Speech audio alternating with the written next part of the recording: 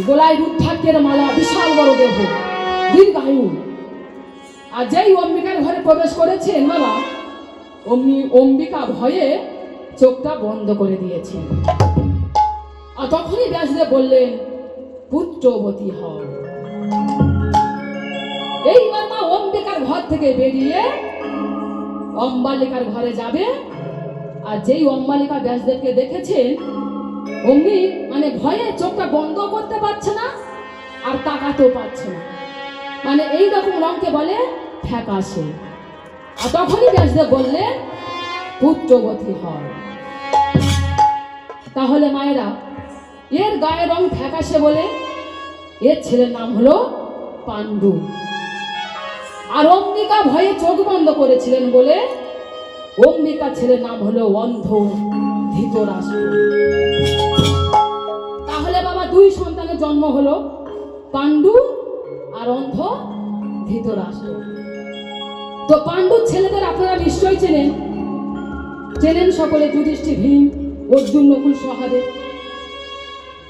আর ধৃতরাষ্ট্রের ছেলেদেরও আপনারা সকলে চেনেন সকলে, দুর্যোধন, দুঃশাসন আদি। তারা একটু জমির জন্য, নিজের স্বার্থের জন্য কুরুক্ষেত্রে যুদ্ধ করেছিল বাবা। তো এই কুরুক্ষেত্রের যুদ্ধের মূল কারণ কি?